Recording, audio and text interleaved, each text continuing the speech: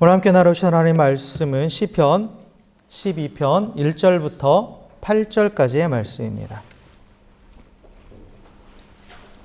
시편 12편 1절부터 8절까지의 말씀, 우리 한 절씩 교독합니다.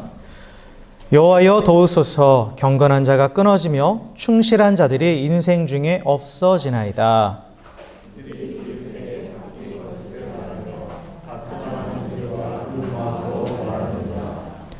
여호와께서 모든 아첨하는 입술과 자랑하는 혀를 끊으시리니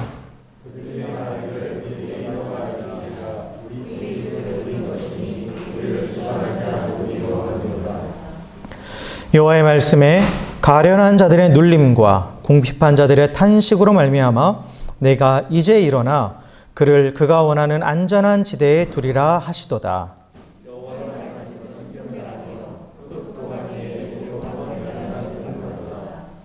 여호와여 그들을 지키사 이 세대로부터 영원까지 보존하시리이다.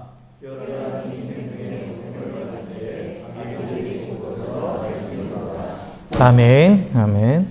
할렐루야. 네, 우리 옆에 계신 분들에게 눈빛으로 이렇게 인사했으면 좋겠습니다. 당신의 얼굴을 보니 내 마음이 참 편안해집니다. 이렇게. 네. 마스크를 쓰고 있어서 못 알아보죠. 눈빛만 마다 아시죠, 근데? 네.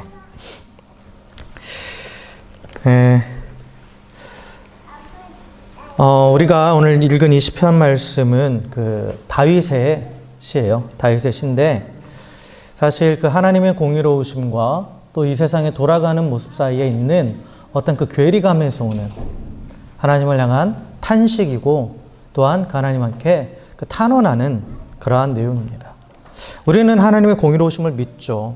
그렇죠? 그리고 하나님의 공의와 정의가 이 땅에 펼쳐질 것을 우리는 또한 믿고 또 그것이 실현될 것을 바라며 살아갑니다. 그러나 사실 우리의 현실을 보면 어떻게 보면 하나님의 공의와 정의와는 너무 거리가 먼 것 같죠. 거리가 먼 것 같아요. 그리고 오히려 하나님을 대적하는 악인들이 득세하고 또 그들로 인해서 오히려 또 정말 정직하고 의롭게 살아가고자 하는 자들이 더 힘들어지는 그러한 일들이 계속해서 일어나고 있습니다. 그리고 쉽게 말해서 믿음대로, 말씀대로 사는 것이 사실 쉽지 않은 거예요. 그렇죠? 쉽지 않아요. 그 현실의 모습을 보면. 그리고 또한 이 세상은 갈수록 우리가 이제 악해져 간다고 그러잖아요. 사실 뭐 뉴스만 틀어봐도 너무너무 악해져 가는 그런 모습들을 볼 수가 있어요. 그죠? 점점 더 나빠져 가고 있죠. 악인은 더욱더 악해져 가고, 의인은 점점 더 사라져 가고, 그죠? 그리고 악인은 거짓과 위선을 행하면서 또 악이 담긴 말로, 또 악한 행동들로 또 그나마 정직하게 살고자 하는 자들에게, 또 약자들에게 폭력을 가하죠. 그러니까 이 시를 쓸 당시에 다윗이 처한 상황이 그랬다라는 거예요. 오늘날 우리 현실과 크게 다를 바가 없었다라는 거죠. 다윗의 이 시편의 내용을 보면 그러한 현실에 대해서 탄식하면서 하나님 앞에 지금 기도하는 그런 내용이에요. 그런 내용입니다. 그래서 정확하게 이게 언제 쓰여졌는지는 알 수는 없는데 추측해 보건대 다윗이 사울의 박해를 받던 그 시절에 쓰여진 것 같아요. 사울의 박해를 받던. 그래서 다윗이 직접적으로 사울의 박해를 받았고 또한 사울 주변에 그 사울의 권세에 빌붙어 가지고 다윗을 핍박하는 사람들이 있었어요. 그러니까 그들이 또 다윗을 계속해서 중상모략하고 그래서 사울을 더 부추겨가지고 다윗을 더 힘들게 하고 그런 상황에서 이제 다윗이 하나님 앞에 그런 상황 가운데서 지금 탄원하고 있는 거예요. 이 시편은 보면. 그런데 이 시편은 여러분 우리가 읽어보셔서 자세히 보시면 아시겠지만 1절부터 4절까지의 내용과 그 다음에 6절부터 8절까지의 내용이 그 안에 5절을 중심으로 해서 뭔가 분위기가 확 바뀌는 걸 우리가 알 수 있어요. 알 수 있습니다. 그래서 이 힘든 그 현실 가운데에 정말 악인이 득세하고 의인이 없는 것 같은 그래서 너무너무 힘든 그 상황 가운데서 다윗이 그 하나님 앞에 탄원하다가 결국은 하나님의 그 구원과 그 하나님의 은혜를 확신하면서 하나님을 찬양하거든요. 어떤 계기로 그렇게 그가 그 하나님을 향한 그 탄식이 기쁨의 찬송으로 바뀌게 되었는지, 확신의 한이에 찬 선포가 되었는지를 우리가 한 절 한 절 오늘 시편 이 12편 말씀을 살펴보면서 또 동일하게 우리 삶 가운데도 적용하기 원합니다. 자, 먼저 1절에 보면 이렇게 돼 있죠. 여호와여 도우소서, 경건한 자가 끊어지며 충실한 자들이 인생 중에 없어지나이다 라고 되어 있죠. 1절부터 4절까지는 다윗의 탄식과 간구예요. 그래서 1절은 다윗이 하나님 앞에 지금 이제 기도를 시작하는 건데 뭐 어떻게 시작하냐면 여호와여 도우소서라는 말부터 시작합니다. 그죠? 도와달라고 외치는 것부터 시작하는 거예요. 뭐 다른 미사오가 없고 여호와여 도우소서. 여기 도우소서라는 말은 그 히브리어로 호시아예요. 호시아인데 이게 돕다, 구원하다, 구출하다라는 동사 야샤의 명령형입니다. 그래서 구원하소서예요. 언어적인 의미를 가지면 구원하소서. 그리고 원문대로 읽어보면 이렇게 되어 있습니다. 호시아 야훼 이렇게 되어 있어요. 그래서 구원하소서 여호와여 이렇게 되어 있습니다. 그래서 하나님을 향해서 긴급하게 급박하게 구원을 요청하고 있는 그 구원의 외침이에요. 구원의 외침입니다. 하나님께서 기도하는데 다른 것들보다 지금 당장 난 당신의 구원이 필요합니다. 나를 좀 구원해달라고 지금 그렇게 외치고 있는 거예요. 근데 다윗이 왜 이렇게 절박하게 하나님께 구원을 요청하느냐? 그 이유가 이제 그 뒤에 나오는 거죠. 인생 중에 경건한 사람들이 끊어졌고 진실한 자들이 자취를 감췄기 때문입니다. 라는 거예요. 여기서 인생 중에, 인생이라는 말은 사람의 아들이라는 뜻입니다. 사람의 아들들. 그러니까 인생 중에라는 것은 이 땅을 살아가고 있는 그 모든 사람들 중에 라는 의미예요.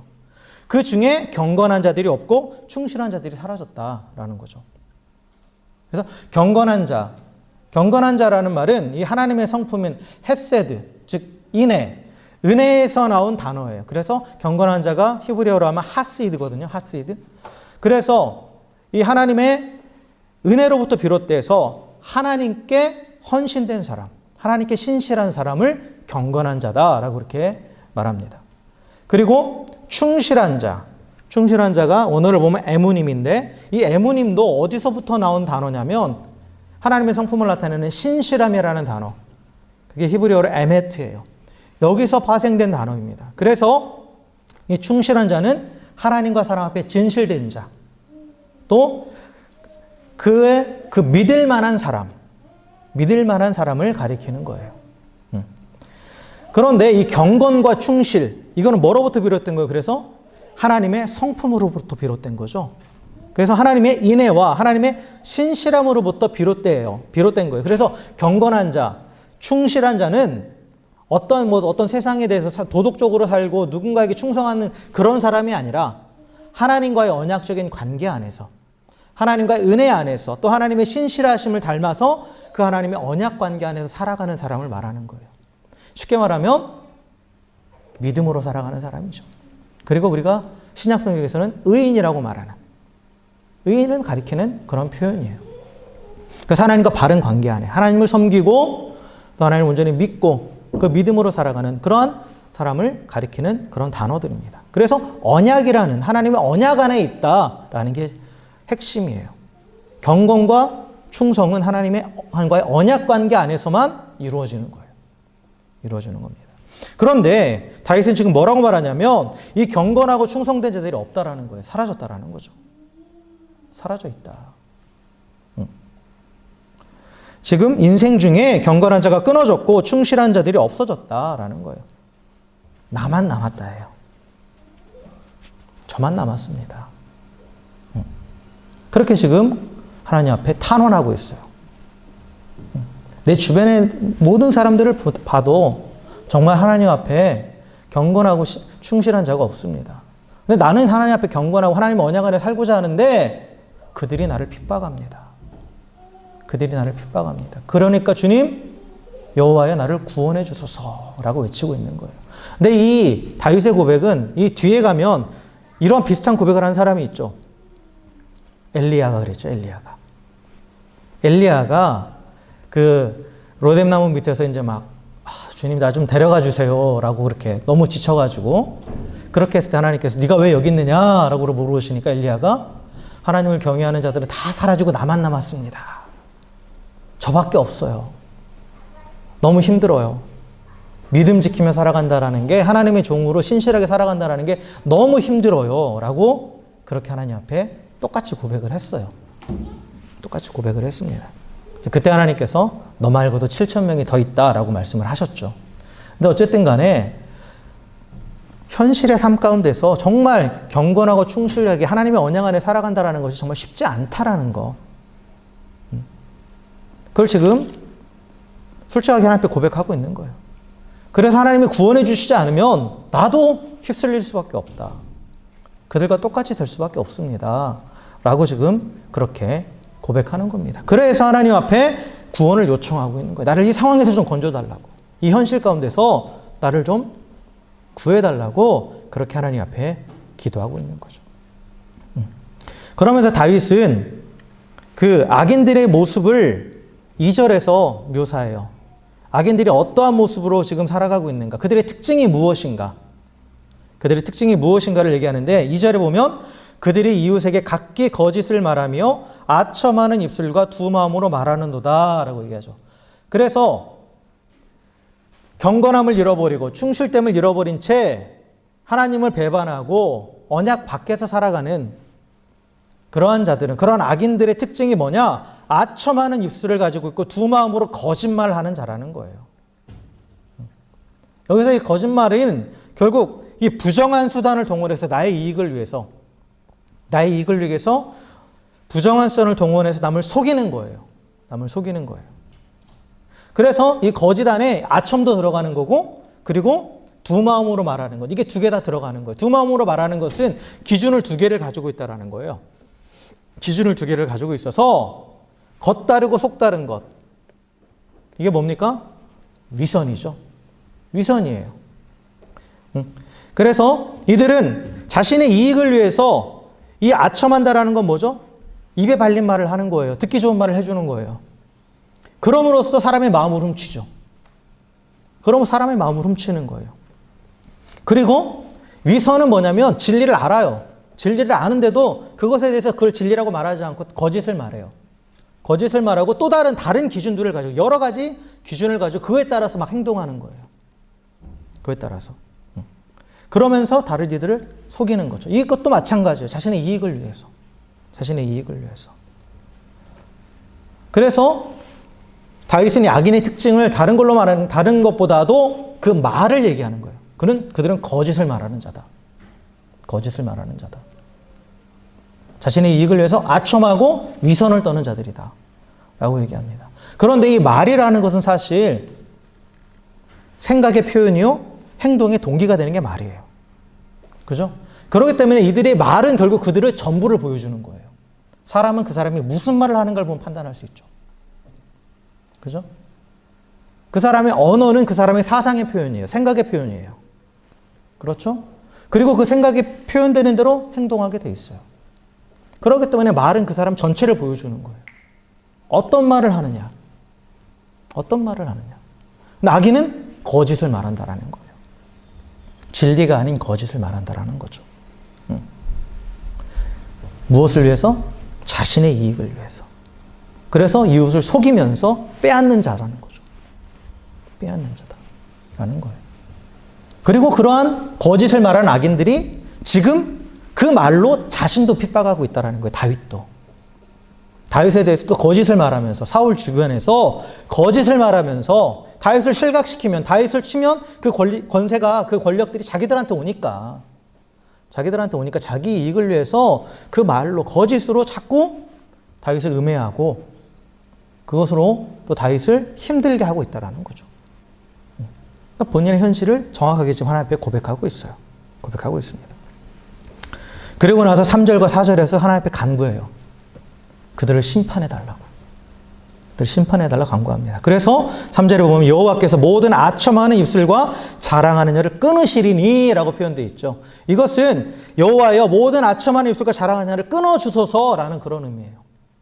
끊어주소서. 여기서 끊는다라는 것은 제거한다라는 거예요.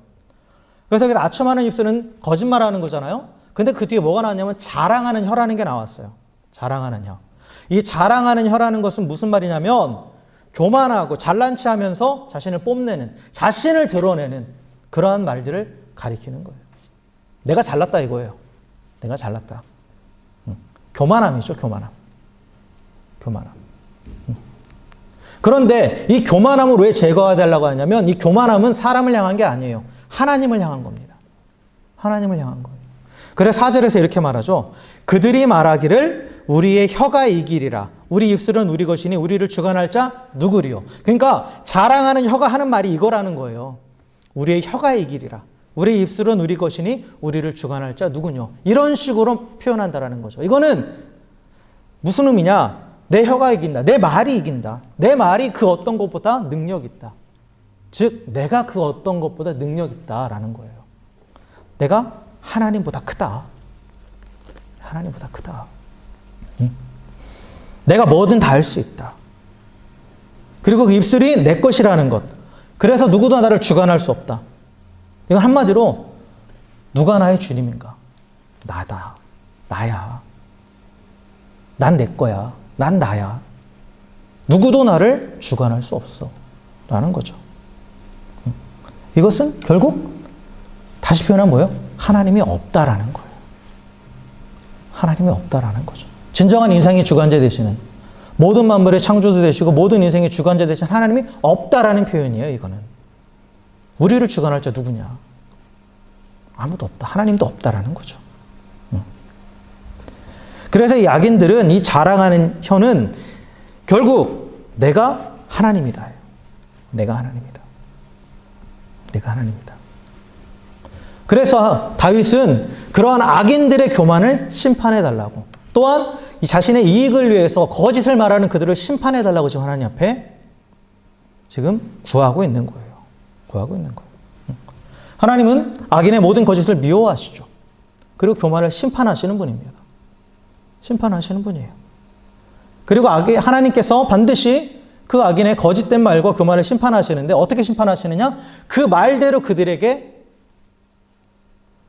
그 말에 스스로 당하게 하는, 자기 꾀에 넘어가게 하는 그러한 방식으로 하나님께서는 심판하시는 거예요. 보세요. 다윗이 하나님께 구원을 요청하죠. 근데 구원을 요청할 때는 반드시 뭐가 따라오냐면 구원과 쌍을 이루는 것은 심판이에요. 하나님이 구원이 임할 때 구원받을 자는 구원받지만 그러나 그 자리는 또한 심판받을 자에게는 심판의 자리예요.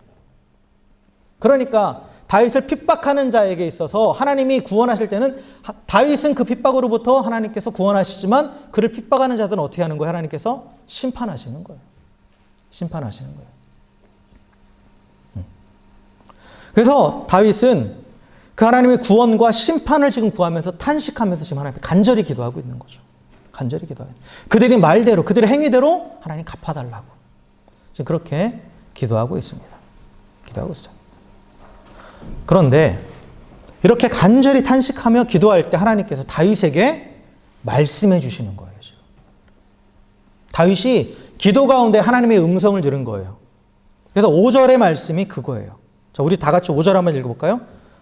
자, 5절의 말씀 함께 읽겠습니다. 시작. 여호와의 말씀에 가련한 자들의 눌림과 궁핍한 자들의 탄식으로 말미암아 내가 이제 일어나 그를 그가 원하는 안전지대에 두리라 하시도다 라고 되어 있죠. 그죠?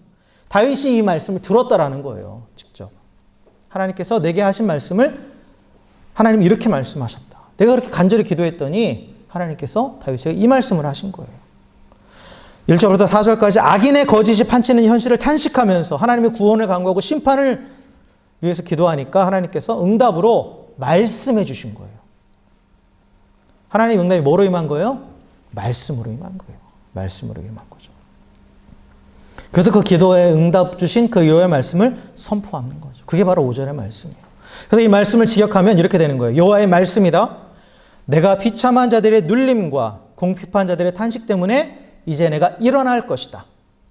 그리고 그들이 열망하는 대로 내가 구원할 것이다. 이게 하나님께서 다윗에게 들려주신 말씀이에요.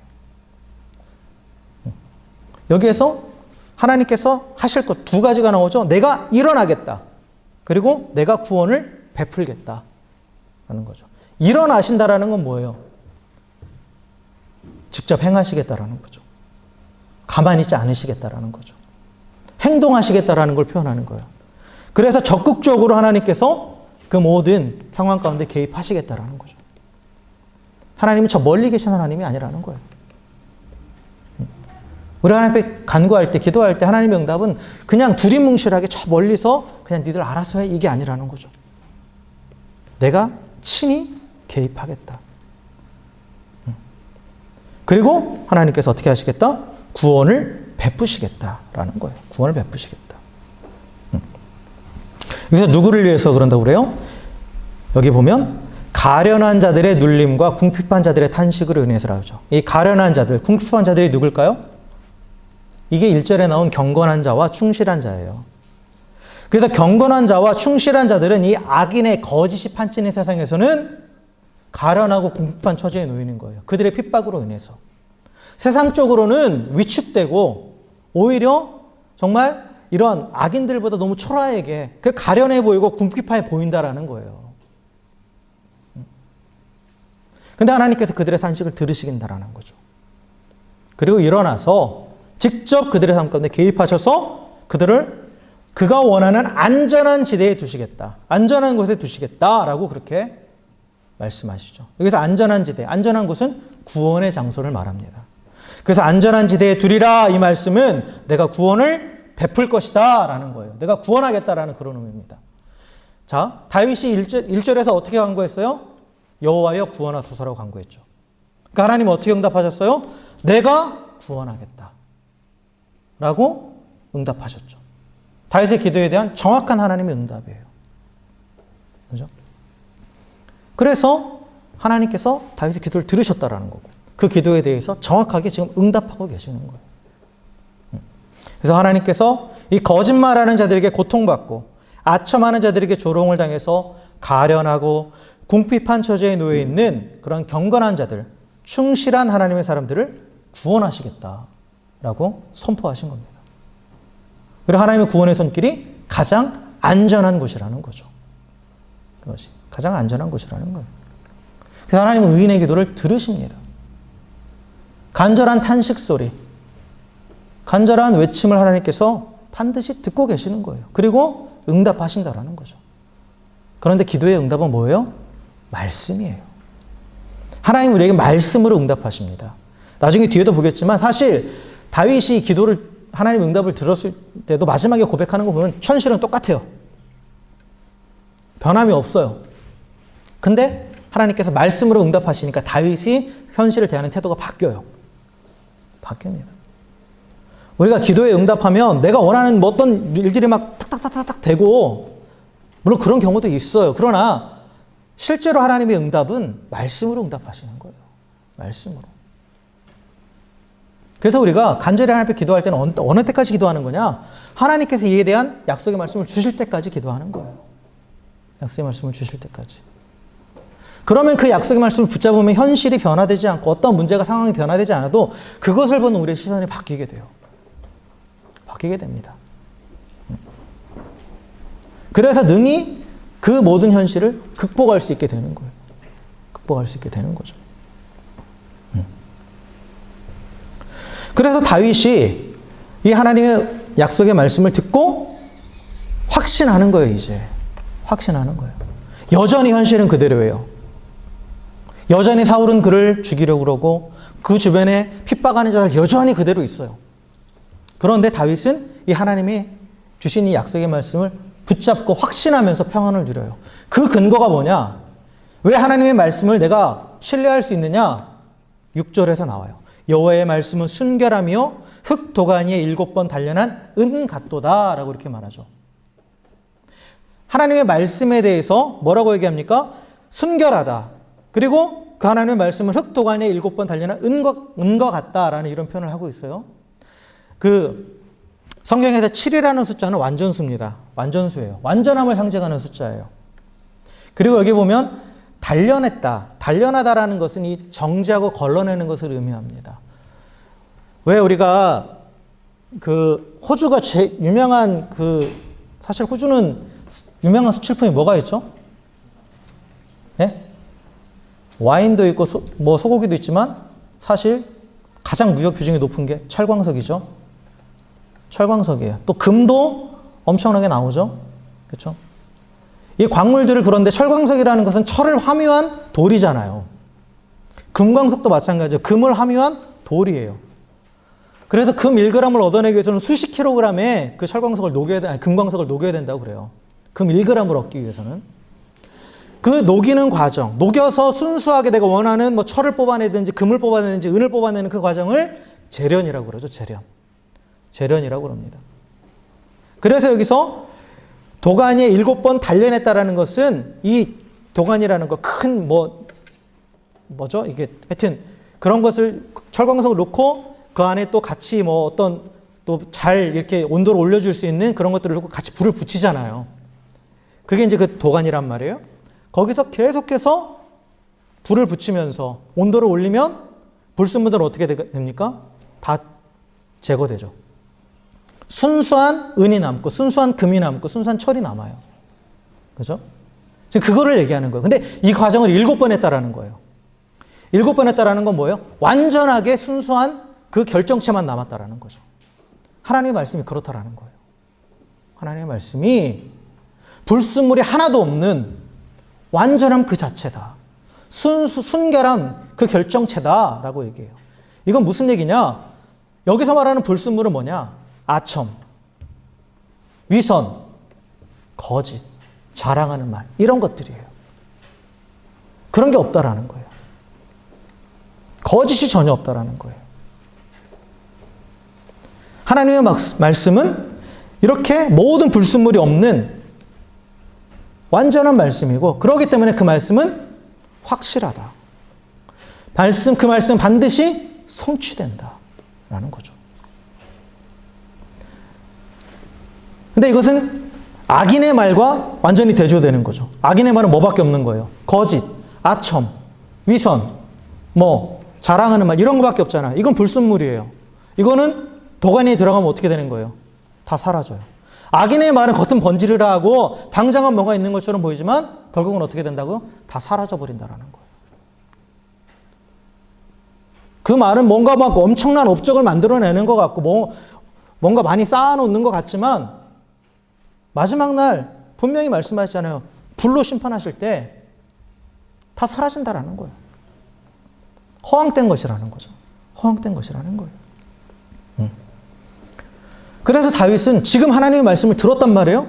근데 이 말씀이 어떤 거라고요? 순전한 말씀이라는 거예요. 순결하다라는 거예요. 확실하고 반드시 이루어질 것을 이루어지기 때문에 그래서 현실은 변함이 없어요. 현실은 변함이 없어요. 그러나 그 말씀을 내가 받았기 때문에 7절에서 이렇게 고백합니다. 여호와여 그들을 지키사 이 세대로부터 영원까지 보존하시리이다 라고 이렇게 얘기하죠. 자, 1절부터 4절까지의 다윗의 시선은 어디를 향하고 있냐면 악인들을 향하고 있어요. 현실을 향하고 있어요. 자신이 처하고 있는. 그런데 이제 하나님의 말씀을 듣고 나서 그 하나님의 말씀에 대해서 확신하고 나서 다윗의 시선은 어디를 향합니까? 하나님께를 향하는 거예요. 지금 하나님께를 향하고 있죠. 특별히 이 말씀을 보면 우리말에는 이게 빠졌어요. 근데 영어 성경을 여러분 같이 갖고 계신 분들 보세요. Lord 하고 나서 you가 나와요. 여호와여, 하나님이여, 당신이여 이게 나와요. 그저 하나님이여 라고 3인칭으로 부르는 게 아니라 이제 뭐로 바뀌어요? 당신이라는 표현으로 바뀌어요. 이건 무슨 얘기예요? 지금 내 앞에 계시다라는 거예요. 하나님. 유라는 말은 너와 나, 지금 내 앞에 있는 사람이잖아요. 3인칭은 지금 이 자리에 없어도 그 사람을 얘기할 수 있어요. 그죠? 그러나 2인칭이라는 것은 지금 내 앞에 있는 사람을 얘기하는 거예요. 그러니까 하나님을 향해서 당신이라고 했다는 건 지금 내 앞에 계시다라는 거예요. 하나님의 약속의 말씀을 들으니까 다윗의 눈에 지금 앞에 계신 하나님이 보이는 거예요. 이전에는 뭐만 보였어요? 현실이 보였어요.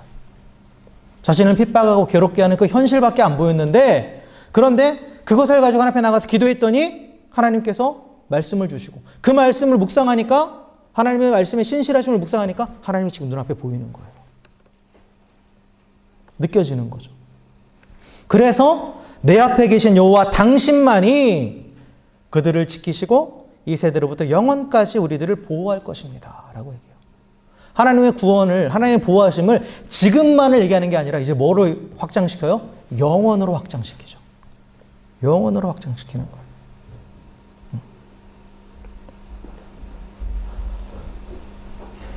이게 다윗의 변화입니다. 이 고백이 왜 놀랍냐면 8절에 보면 8절에 뭐라고 합니까? 비열함이 인생 중에 높임을 받을 때에 악이들은 곳곳에 날뛰는도다. 이렇게 되어 있죠. 이거는 지금 현실은 여전히 그렇다라는 거예요. 여전히 악한 자들이 사방에서 높임받고 악인들이 여전히 날뛰고 있다. 날뛰고 있다. 현실은 바뀐 게 없어요. 현실은 바뀐 게 없는데 그런데 이제 다윗의 시선은 거기에 가 있는 게 아니에요. 지금 내 앞에 계신 하나님. 하나님 당신이 나를 지키시고 이 지금 날뛰는 이 악한 세대로부터 영원히 나를 보호하십니다. 라고 그렇게 고백하고 있는 거예요. 이게 뭐로부터 시작된 거예요? 하나님의 음성을 들은 그 순간부터 바뀐 거예요. 그리고 그 말씀의 신실하심과 완전하심, 그 말씀이 반드시 성취됨을 확신할 때, 즉 그 말씀을 계속 묵상하고 하나님의 성품을 묵상할 때 그 시선이 바뀌는 거예요. 현실을 바라보는 눈이 바뀌는 거죠. 그래서 오늘 이 시편 12편의 말씀은 현실을 향해서 바라보면서 탄식하고 있던 다윗이 그 현실의 문제를 가지고 하나님 앞에 나아갔을 때 일어난 그 일들을 쭉 나타내 주는 거예요. 하나님이 그의 기도를 들으시고 응답하셔서 말씀을 주시고, 근데 그 말씀을 다윗이 이제 붙잡고 묵상하니까 그 시선이 하나님께로 돌아가서 현실은 그대로지만 그러나 영원히 하나님께서 나를 보호하신다. 이 세대로부터 영원토록, 이 악한 세대로부터 영원토록 보호하신다 라고 환희에 찬 그런 기쁨의 선포를 하고 있는 거죠. 선포를 하고 있는 거예요. 하나님의 말씀은 순결하고 참되기 때문에 그 말씀을 들었다면 그 말씀은 반드시 이루어지니까 이러한 환희에 찬 고백을 할 수 있는 거죠.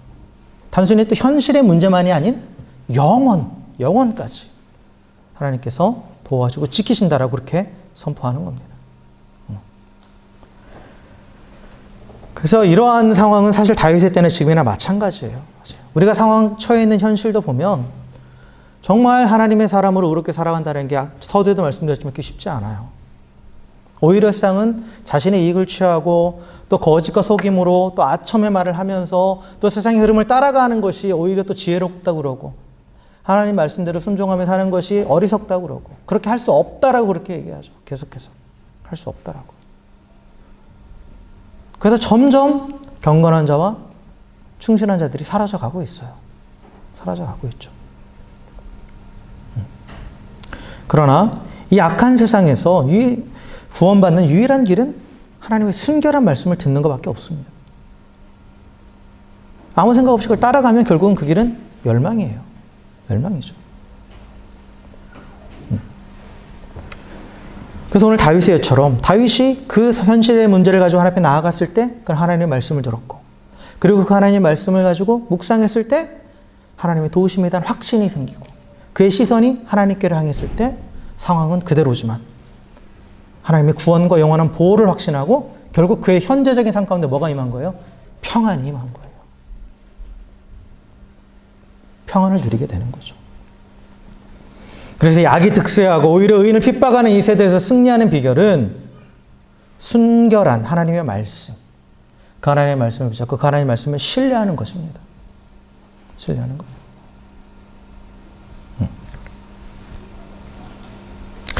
자, 말씀을 정리합니다. 하나님의 말씀을 따라 의롭게 살아가는 사람이 무시를 당하고 거짓과 아첨과 위선으로 점철된 이런 비열한 처세술이 인정받는 세대를 살아갈수록 우리는 더욱 신실한 하나님의 말씀을 듣고 묵상하면서 그 말씀을 따라 살아가야 됩니다. 스스로 지혜롭다고 자랑하는 세상의 어리석음과 그 비열함에 요동하지 마십시오. 그걸 따라가려 하지 마십시오. 그것을 따르면 잠깐은 잘 되는 것처럼 보일 수 있어요. 그러나 그 번영은 결코 오래가지 못합니다. 오래가지 못해요. 반드시 심판의 날에 있을 것이고 그리고 그 뒤에는 영원한 하나님의 나라가 있습니다. 그러나 잠깐의 번영을 위해서 영혼을 포기한다면 그것은 정말 어리석은 자죠. 어리석은 자예요. 그리고 믿음으로 산다라는 것은 현실에 순응해 사는 게 아니죠. 현실에 순응해 사는 게 아니에요. 좋은 게 좋은 것 하며 살아가는 게 아니에요. 또한 그렇다고 해서 현실을 외면하거나 부정하는 것도 아니에요. 그냥 저기 산구석에 처박혀서 나는 자연인이다 하고 사는 게 아니에요. 믿음으로 사는 것은 현실을 살아가되 이 현실에 닥쳐오는 여러 가지 문제들에 대해서 끊임없이 하나님 앞에 질문하고 하나님 앞에 가지고 나오는 거예요. 그래서 하나님 앞에 현실의 문제에 대해서 다윗처럼 주님, 이 세상의 악함이 어찌 된 것입니까? 주님, 하나님 말씀대로 하기 너무 어렵습니다. 하나님 앞에서 끊임없이 질문하는 거예요. 그게 바로 기도죠. 하나님을 생각하고 하나님 앞에 질문하는 것이 기도입니다. 그게 기도예요. 그러면서 하나님의 대답을 기다리는 거예요. 그게 믿음이에요. 포기하지 않고 그 현실의 문제를 가지고 하나님 앞에 가지고 나와서 질문하면서 그 하나님의 대답을 기다릴 때 그때 하나님께서 대답해 주신다라는 거예요. 하나님 구원해 주세요. 이 현실에서 나는 이 의미도 모르겠고 왜 이런 일이 있는지 모르겠어요. 근데 너무 힘들어요. 라고 그렇게 가지고 나와서 하나님 앞에 질문하며 기도할 때 하나님께서 말씀으로 응답해 주신다라는 거예요. 말씀으로. 그리고 그 하나님의 말씀은 거짓이 없는 순전한 말씀이며 반드시 이루어지는 확실한 말씀입니다. 확실한 말씀이에요. 그래서 우리가 기도 응답에 대한 확신은 내 기분이 아니에요. 내 상황이 변화되는 게 아니에요. 말씀이에요. 하나님의 말씀을 붙잡을 때 우리가 확신할 수 있는 거예요. 기도 응답은 내 기분이 좋아지는 게 아닙니다. 내 눈에 보이게 상황이 변화된다고 해서 그게 기도 응답은 아니에요. 물론 그것도 있을 수 있죠. 그러나 근본적으로 하나님이 우리 가운데 주시는 응답은 말씀으로 주십니다. 하나님의 말씀이 떠오르는 거죠. 기도하는 가운데. 떠오르는 거예요. 그래서 그 주신 말씀을 붙잡을 때 그게 뭐가 됩니까? 소망이 되는 거예요. 하나님의 약속을 믿음으로 반응할 때 그게 뭐가 된다고 그랬어요? 그게 소망이 되는 거죠. 소망이 되는 거예요. 그리고 그 소망은 현재를 이겨내는 힘이 되는 거예요. 현재를 이겨내는 힘이 됩니다. 그래서 소망은 미래적인 것만이 아니에요. 단순히 그냥 미래적으로 이게 일어날 거야 라고 하는 것은 이건 헛된 소망이라고 그랬죠. 참 소망은 뭐예요? 그 소망으로 인해서 오늘을 살아가는 거예요. 하나님이 말씀해 주시는 소망은 참 소망이에요. 참 소망. 그래서 현재적으로 평안을 누리게 된다는 거죠. 평안을 누리게 된다는.